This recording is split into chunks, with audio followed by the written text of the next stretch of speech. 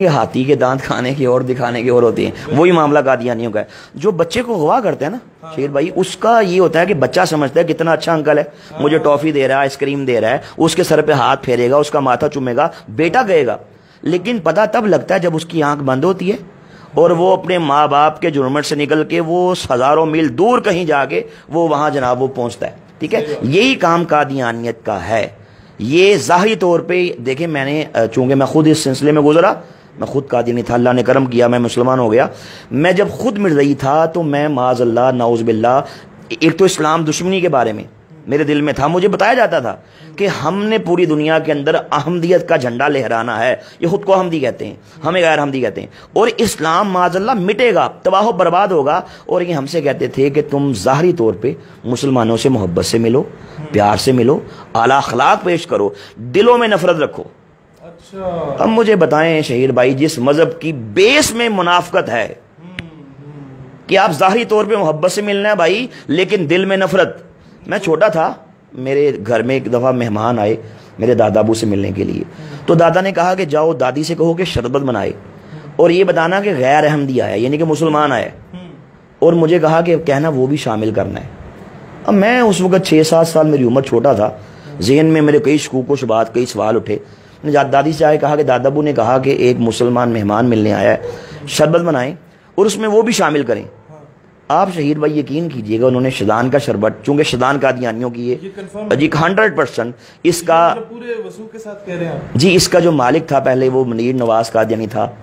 شاہ نواز قادیانی مر گیا، اب اس کا بیٹا منیر نواز ہے، وہ اس وقت مالک ہے بھائی وہ شدان کا، اور وہ قادیانی جی قادیانی ہے۔ چلے سب سے پہلے تو یہ میں کہنا چاہوں گا اپنے تمام دوستوں سے کہ شیزان کا بائیکاٹ کریں، اس کی جتنے بھی مشروبات ہیں، کیونکہ ہم انڈائریکٹلی ہونے سے بلکہ ڈائریکٹلی جی سپورٹ کر رہے ہیں جی۔ اچھا، دادی نے کیا کیا کہ گلاس کے اندر شیزان کا شربت ڈالا، اس کو مکس کیا، اس نے یوں کر کے گلاس پکڑا اور یوں اس طرح کر کے نا منہ اس سائڈ پہ کر کے اس میں تھوک دیا اور جلدی سے چمک سے مکس کر دیا کہ کہیں میں نہ دیکھ لوں۔ اب میں نے دیکھ لیا، میں نے کہا دادی آپ نے یہ کیا کیا، آپ تو بڑی گندی ہیں۔ اب بچہ بچہ ہوتا ہے نا، میں نے کہا آپ تو بڑی گندی ہیں، آپ نے شربت کے اندر تھوک کو شامل کر دیا۔ دادی نے کہا چپ، اپنی زبان پہ تالا لگا لو، کسی سے بات مت کرنا، تم بڑے ننھے ہو، تم چھوٹے ہو، تمہیں پتہ ہی نہیں ہے۔ کہا کہ یہ جو مسلمان ہیں ہمارے دشمن ہیں، یہ آج کے دور کے اللہ کے نبی، آج کے دور کے اللہ کے رسول نعوذ باللہ معاذ اللہ مرزا قادیانی کو نہیں مانتے، اس لیے یہ ہم سے ان سے نفرت کا، غصے کا، بغض کا اظہار اس طرح کرتے ہیں کہ ہم ان کے کھانوں میں، ان کے پانیوں میں، ان کے شربتوں میں ہم غلاظت ڈالتے ہیں، ہم پیشاب کے قطرے شامل کرتے ہیں معاذ اللہ۔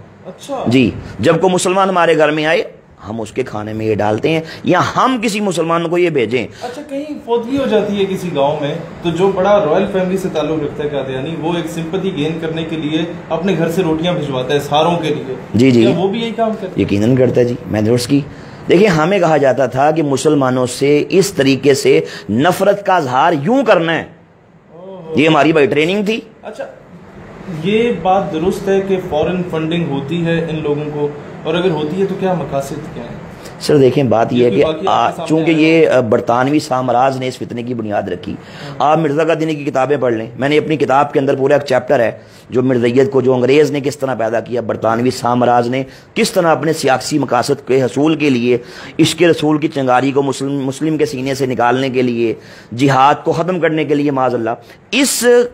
2 ٹکے کے انسان کو جو اس وقت سیال کوٹ کی کچہری میں بطور منشی 15 روپے ماہوار پہ ملازمت کرتا تھا، اس نے دھرتی ماں کی عزت کا سودا کیا، اس نے اسلام کی عزت کا سودا کیا۔ اس کو آپ اب اگر پڑھیں نا WW ہنٹر، آپ اس کی رپورٹ پڑھ لیں،